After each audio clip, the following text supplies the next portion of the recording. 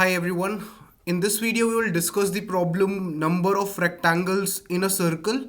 So basically the problem says that we'll be given the radius of a circle, that is r is given to us, and we have to find the total number of rectangles which we can make with the integral length and width that can be cut from the sheet such that the rectangle that we are making, it is fitting inside the circle one at a time.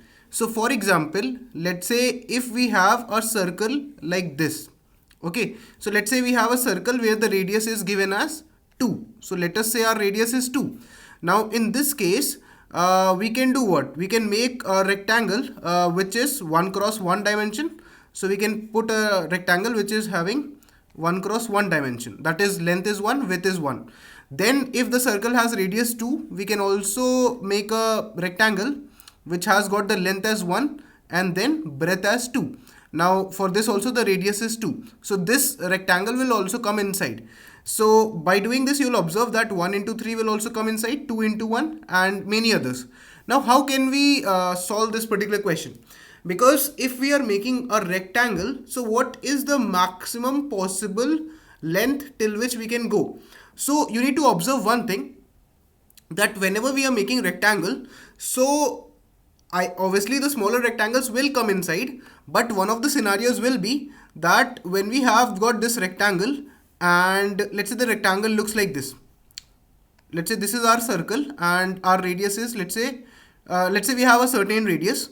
Now what will happen is, if you will make a rectangle which is touching the boundaries like this, let's change the color so that we can understand better.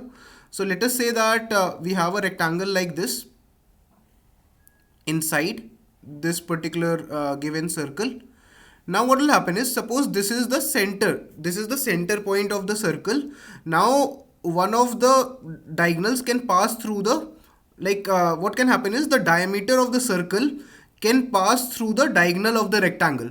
Now this is the case in which the length of the rectangle is maximum, because if I'm going to make rectangles one by one, so one of the scenarios will be that the diameter of the circle, it passes through the diagonal of the rectangle.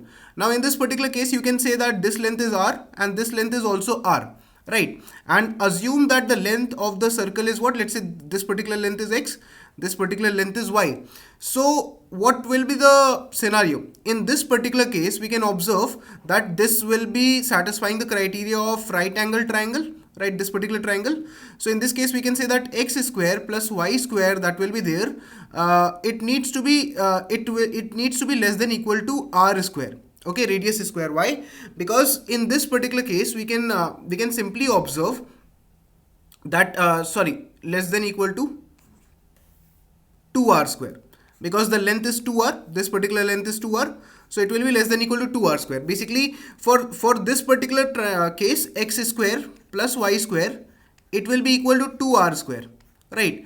But I can make a triangle which is whose diagonal is passing through the diameter of the circle, as well as I can make triangles which are smaller than this also. So by this we can understand that the two sides of the triangle, that is x and y, their squares need to be less than equal to 2 times r square, whole square, right? So if this condition is satisfied, whichever points are there which are having value x and y and they are satisfying the criteria such that x square plus y square, it is less than equal to 2 times r square, these types of triangles will get counted. For example, if you will see this particular case, in this particular scenario what will happen, we have derived that x square plus y square needs to be less than equal to 2 times r square, right? So what will happen here is, if you will see, so less than equal to r square. Now r value is given as 2 here, so 4 square will be what? 2 into 2 will be 4, 4 square will be 16. So x square plus y square needs to be less than equal to 16.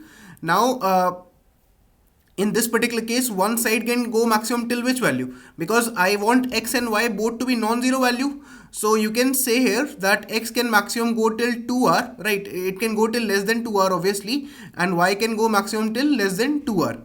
Okay, so in this case, if you will observe, let's say if I take x value as 1 and y value as 1, so it will satisfy the criteria. Then if I take the x value as 1, y value as 2, so 1 square plus 2 square will be less than equal to 16. Then if I take x value as 1, y value as 3, so this will also satisfy the criteria. It will also be less than equal to this. Then after that, what will happen here is, if you will see 2 square plus 1 square, it will also satisfy the criteria. By doing this, you will be able to count all these 16 pairs, right?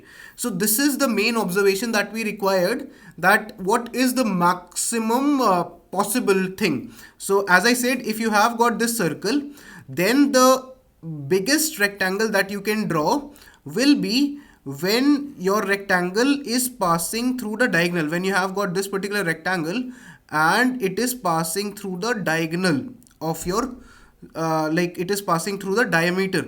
When your rectangle's diagonal is passing through the diameter of the circle. So this is r, this is r. In that case, if this side is x, this side is y. So in this case, what is happening? X square plus y square will be equal to 2 times r whole square. So if this is the rectangle that will satisfy the criteria of being inside the circle. Now all the other rectangles that are smaller than it they can also be counted. So you can ultimately say that x square plus y square is less than equal to 2 times r whole square.